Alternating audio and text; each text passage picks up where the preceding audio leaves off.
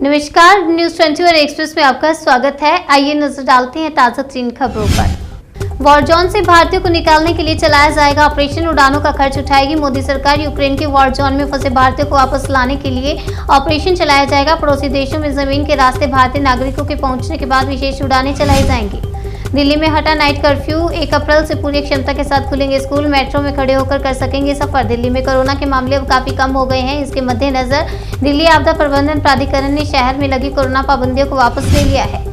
गंगा किनारे का छोरा हमेशा गंगा का रहेगा। क्यों जया बच्चन ने कौशाम्बी में चुनाव प्रचार के दौरान छेड़ा अमिताभ का जिक्र। जया बच्चन ने कहा, मेरा जन्म एमपी में एक बंगाली परिवार में हुआ। यूपी में शादी हुई। मेरी बेटी ने पंजाबी से शादी की और मेरे बेटे ने एक दक्षिण भारतीय से। हमारे परिवार में जातिवाद या क्षेत्रवाद जैसा कुछ नहीं है। यूक्रेन में खाने के सामान के लिए मारामारी। पानी की भी किल्लत। एटीएम में पैसा खत्म। भारतीयों ने सुनाई आप बीते। यूक्रेन में खाने के सामान से लेकर कई तरह की मारामारी देखने को मिल रही है। वहां फंसे भारतीय छात्रों ने बताया कि यहां एटीएम से पैसा भी नहीं निकल रहा और सभी साधन बंद हो चुके हैं। महाराष्ट्र के मंत्री नवाब मलिक की मुंबई के अस्पताल में किया गया भर्ती। 2 दिन पहले ईडी ने किया था गिरफ्तार। महाराष्ट्र के मंत्री और एनसीपी नेता नवाब मलिक को मुंबई के जेजे अस्पताल में भर्ती कराया गया। अभी तक यह पता नहीं चला है कि किस वजह से उन्हें अस्पताल में भर्ती किया गया।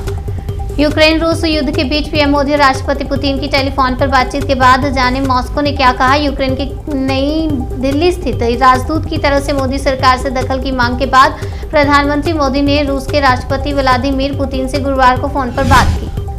शोपियां में सुरक्षा बलों ने किया आतंक पर करारा प्रहार। मुठभेड़ में मार गिराए 2 आतंकी। भारी मात्रा में हथियार बरामद। सुरक्षा बल इलाके में तलाशी अभियान चला रहे थे, तभी वहां छिपे आतंकवादियों ने उन पर गोलियां चला दी। सुरक्षा बलों ने भी जवाबी कार्रवाई की, जिसके बाद मुठभेड़ में 2 आतंकवादी मारे गए।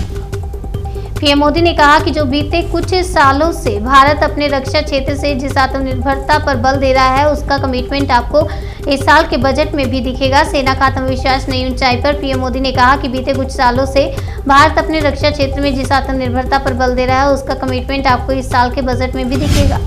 रूस यूक्रेन की जंग में तालिबान ने की शांति की पैरवी। कहा, हिंसा से दूर रहेंगे दोनों देश। आपको बता दें, दूर रहने की नसीहत दी गई है। रूस और यूक्रेन के बीच युद्ध पर दुनिया भर के तमाम देश चिंता जता रहे हैं। वहीं तालिबान ने भी यूक्रेन संकट पर बयान देते हुए कहा कि दोनों पक्षों को संयम बरतने की जरूरत है। यूक्रेन से भारतीयों को वापस लाने के लिए भेजा जाएगा विमान। सरकार देगी किराया। रूस और यूक्रेन के बीच जंग का आज दूसरा दिन है। यूक्रेन रूस से अकेले लड़ रहा है, उसे नाटो देशों का भी साथ नहीं मिला। अब देखना होगा कि यूक्रेन रूस के सामने कितने दिन टिकता है।